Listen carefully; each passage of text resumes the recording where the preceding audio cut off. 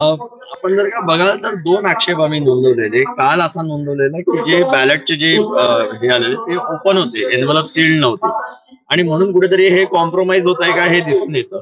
दुसरी गोष्ट, अनेक ज्या ईव्हीएमच्या बॅटरीज जेव्हा स्टार्ट करतात तेव्हा 99% ला आहेत. आपण समजू शकता, एखादा मोबाईल जरी आपण ठेवला दिवसभर तरी त्याची बॅटरी कन्झ्युम होते आणि ती कमी होते, 60% 70% ला येते.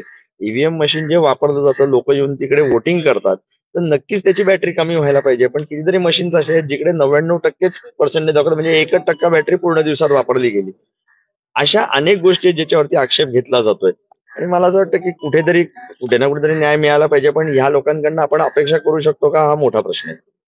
पण सर आता यापुढची प्रक्रिया काय असणार आहे? कारण तुम्ही ही निवडणूक प्रक्रियाच रद्द करा अशी मागणी केली. नक्कीच. कारण की ज्या वेळेला एखादी सिस्टीम कॉम्प्रोमाइज होते, त्यावेळेला तुम्ही त्याच्याशिवाय दुसरं मागणी काय करू शकता? जर का एवढ्या कॅज्युअली या इलेक्शन्स घेतले जात असतील आणि जर का ज्या पद्धतीने ह्याची स्क्रुटिनी व्हायला पाहिजे किंवा त्याची सिक्रेसी मेंटेन, कॉन्फिडेन्शियलिटी मेंटेन व्हायला पाहिजे, ती जर का होत नसेल आणि अधिकारी वर्ग हाच जर का दबावाखाली असेल, आपण बघितलं की कोड ऑफ कंडक्ट ह्याचं व्हायोलेशन वेळोवेळी झालेलं आहे. इकडे प्रचार यंत्रणा हे रात्री 12-12 वाजेपर्यंत विरोधक करत होते. याचा अर्थ हे समजलं पाहिजे की जर का रस्त्यापासून ते तांत्रिक मुद्द्यांपर्यंत सगळ्या गोष्टी कॉम्प्रोमाइज आहेत, तर नक्कीच निवडणूक स्थगित करून नवीन निवडणूक घेतली. लोकशाहीमध्ये खऱ्या अर्थानं मतांचं विभाजन होणार का? बघा कसं आहे, हे ज्याच्या त्याच्या विषयावरती आहे. आपण आतापर्यंत जर का बघितलं तर हे लोक अनेक मुद्द्यांवरती असे बोलू इच्छितात की बाबा काटेंगे बाटेंगे ह्या सगळ्या पद्धतीची जर का भाषा येत असेल, सर्वसामान्य जनतेला विकास हवा आहे आणि जो विकास तुम्ही देऊ नाही शकलात त्याच्या बाबतीत आपण काय बोलू? मला वाटतं लाडकी बहीण असेल, मराठा आंदोलन असेल, या ठिकाणी अनेक विषय जे घेऊन या ठिकाणी निवडणुका लढवल्या गेल्या होत्या.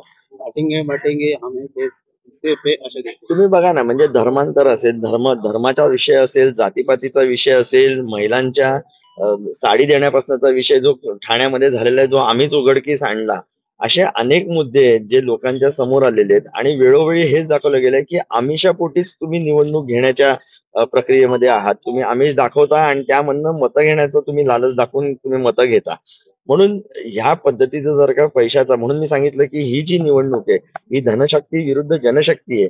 आणि आपण बघूया की जनशक्ती उभी राहते का आपल्या बरोबर. मला वाटतं अपक्ष महाविकास आघाडीमध्ये रस्सीखेच सुरू आहे, त्यामुळे नक्कीच अपक्षांचा मोठा फायदा होऊ शकतो या ठिकाणी. आता ते येणार आहे, ह्या पुढच्या काही वेळामध्ये बघावं लागेल की कशा पद्धतीने याची मतमोजणी होते, कशा पद्धतीचं मताधिक्य प्रत्येकाला मिळतं.